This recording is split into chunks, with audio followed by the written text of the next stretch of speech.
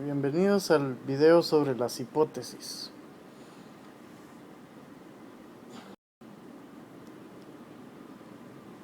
La hipótesis es una proposición tentativa acerca de las posibles relaciones entre dos o más variables.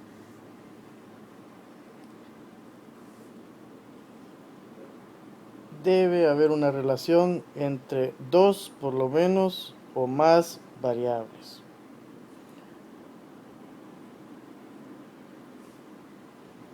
Generalmente es la variable independiente que incide sobre la variable dependiente. Y eso es lo que tratamos de encontrar al realizar una investigación. ¿Cuál es la incidencia de la variable independiente en la variable dependiente? En este caso, tendríamos una proposición tentativa acerca de la relación de dos variables.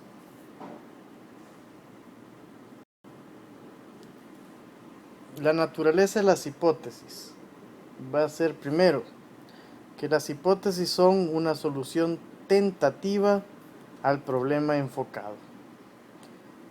Y decimos que es una solución tentativa porque no sabemos realmente si la hipótesis se va a aceptar, si la hipótesis de investigación va a ser aceptada. Podría ser rechazada y en ese caso no será una solución tentativa al problema enfocado. O sea, la hipótesis debe ser una solución tentativa, quiere decir que puede ser aceptada, positiva o rechazada. No funcionó, pero es precisamente una solución tentativa. ¿Cómo vamos a saber si es aceptada o rechazada? Pues porque pasa a través del proceso del método científico y mediante la realización del experimento o de dar el tratamiento a los sujetos se lleva a la conclusión. Y esta es una conclusión positiva o negativa de aceptación o de rechazo de la hipótesis. La hipótesis también es empírica, lo que significa que se refiere a datos que podemos observar mediante la observación de fenómenos naturales.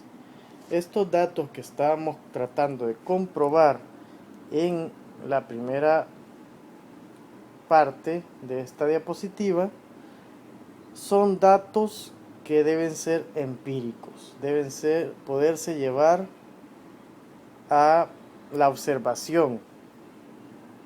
Si no puedes hacerlo, no puedes formar una hipótesis.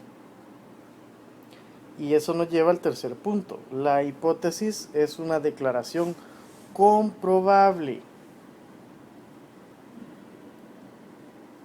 Debe ser comprobada. Es una declaración comprobable. Si tú no puedes comprobarla porque alguna variable no es observable, no puedes realizar esa investigación. Las variables de una hipótesis empírica son operacionalmente definibles. Yo debo poder llegar a operacionalizar las variables. Esto está en relación a alguna medida de unidad. En pocas palabras, yo debo ser capaz de poder de alguna manera medir el resultado. Y por último, en su forma ideal, va a consistir en una relación cuantitativa entre dos variables. Aquí viene la parte de medición. ¿Cómo voy a medir esas variables?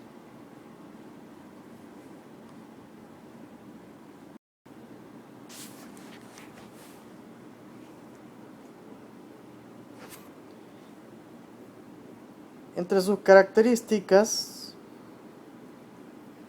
está primero que debe referirse a una situación real. ¿Por qué? Porque debe ser capaz de ser medida. Los términos de las variables deben ser comprensibles, precisos y lo más concretos posibles. Esto está en relación a la operacionalización. Tercero, las relaciones entre variables propuestas por una hipótesis deben ser claras y lógicas. Cuarto, los términos de las hipótesis y de la relación planteada entre ellos deben poder ser observados y entendidos. En otras palabras, tener referentes de la realidad. Quinto, de estar relacionadas las variables deben haber técnicas disponibles para probarlas. O sea, yo debo de ser capaz de poder probar la hipótesis, probando a la vez, valga la redundancia, las variables. ¿Cómo lo voy a medir?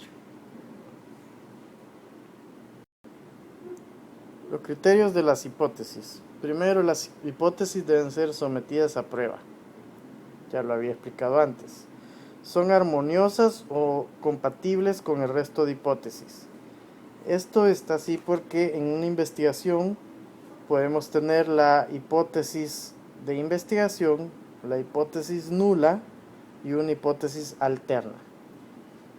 Pero las 3, 4, si tú quieres, deben ser armoniosas o compatibles en el sentido de tener las mismas variables en juego, aunque una sea la aceptación y el rechazo de la situación. Son parsimoniosas, responden al problema enfocado, tienen simplicidad de lógica y son cuantificables. Ya lo había explicado antes. Son fructíferas en el sentido de que producen muchas consecuencias. Es decir, voy a ver cuál es la causa de un fenómeno dado, la relación entre las variables. Cuando hablo que son parsimoniosas, me refiero a lo del principio de parsimonia.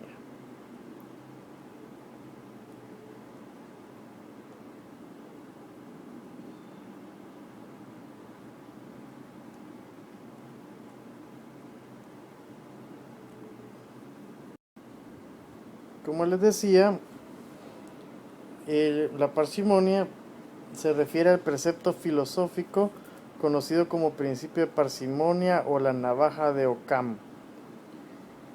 Y este precepto filosófico se refiere a que, o sostiene que, si dos teorías en igualdad de condiciones producen las mismas consecuencias, la teoría más simple cuenta con mayores probabilidades de ser la correcta. De modo que las hipótesis van a trabajar en esa simplicidad de probabilidad. Van a tratar, o más bien van a trabajar en esa simpleza, y aquella que es más simple para explicar un fenómeno, esa es la hipótesis correcta. Ahora bien, eso hay que corroborarlo mediante estadísticos.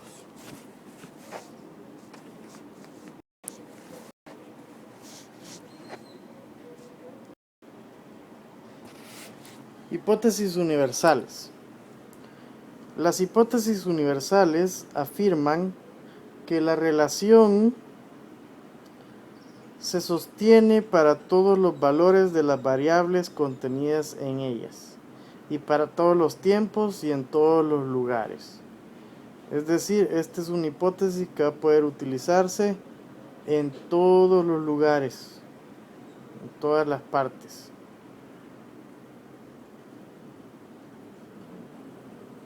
Por ejemplo, una hipótesis podría ser que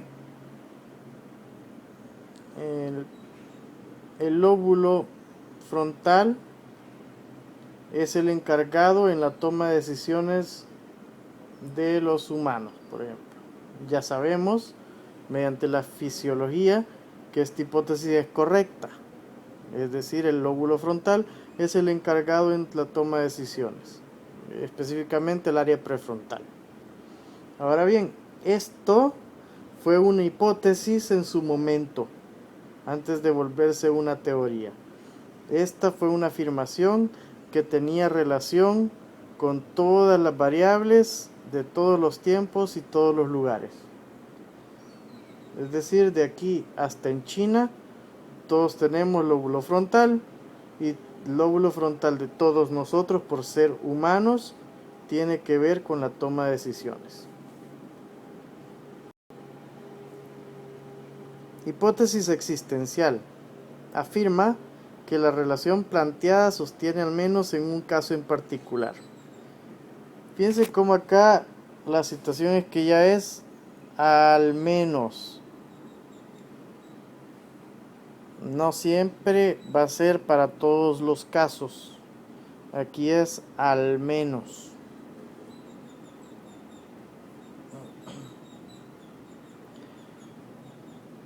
En un caso en particular.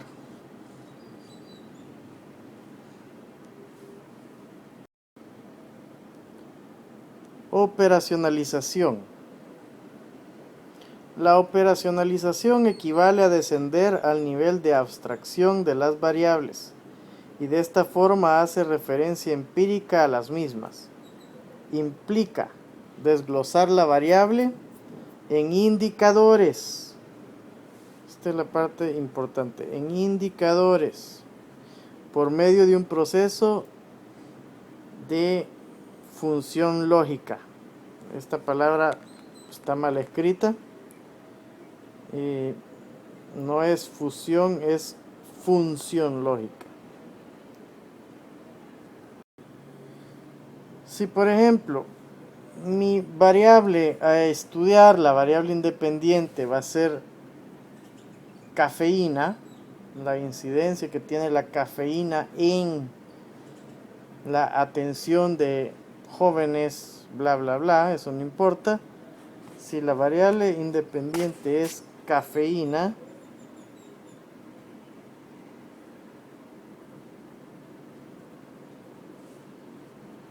van a disculpar mi letra.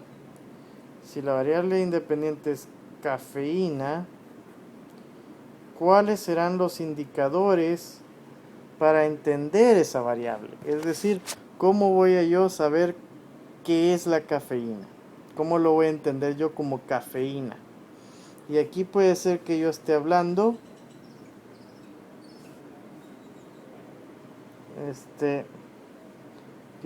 directamente de tazas de café,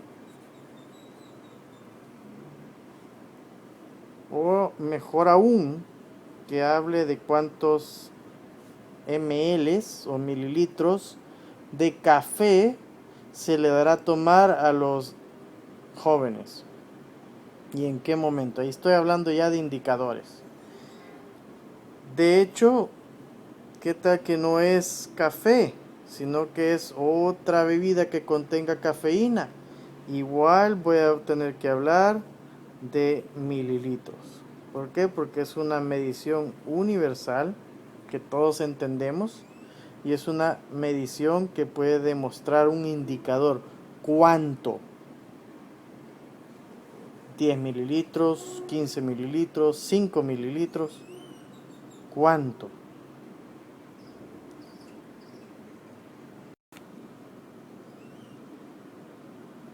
De modo que un indicador va a constituir en subdimensiones de la variable. Permite tener una referencia empírica de las situaciones, los hechos o eventos que pueden cuantificarse. Y aquí estoy hablando ya de referencia empírica, llevada a la realidad. ¿Cuánto de eso estamos hablando? ¿Por qué? Porque debo de poder cuantificar. Si no puedo cuantificar, no me sirve esa variable.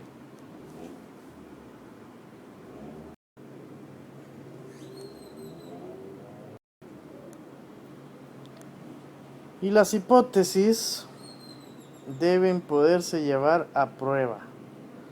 Debo poder comprobar si realmente la cafeína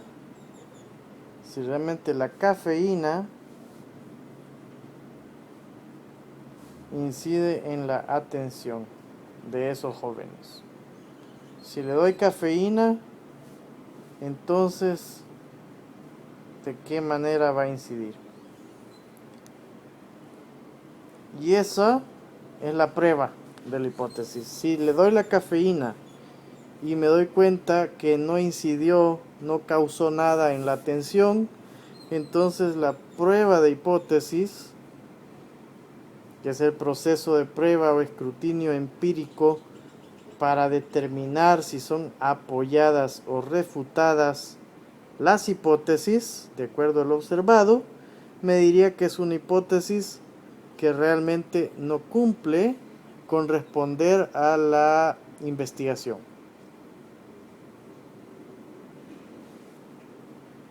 En ese caso, la hipótesis no está cumpliendo con la teoría.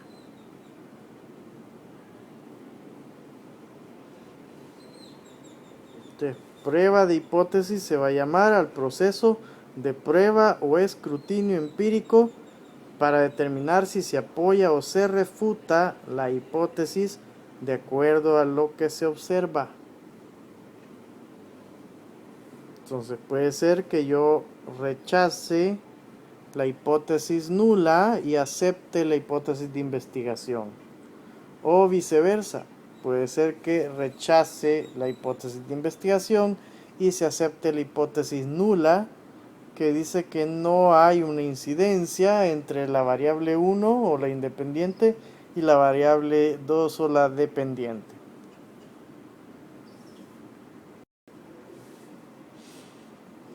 Elementos lógicos de las hipótesis. Los elementos lógicos que conforman a la hipótesis son tres: las variables, los enlaces y las unidades de análisis. Las variables son el atributo o cualidad que puede estar presente o ausente en un individuo o grupo de individuos. Fíjate cómo se habla de un atributo o cualidad presente o ausente en un individuo o grupo.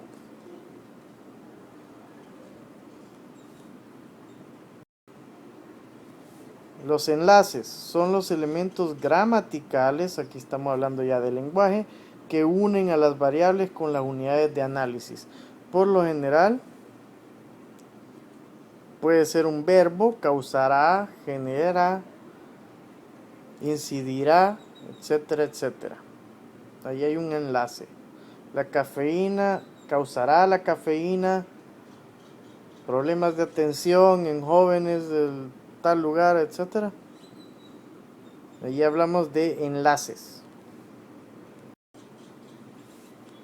Y las unidades de análisis pues van a ser los sujetos cuyo comportamiento se intenta estudiar. Los jóvenes, en jóvenes de tantos años, de tal lugar.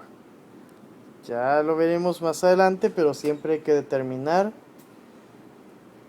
la temporalidad, que es el espacio, en qué lugar, y el tiempo de jóvenes de tantos años o de tal grado.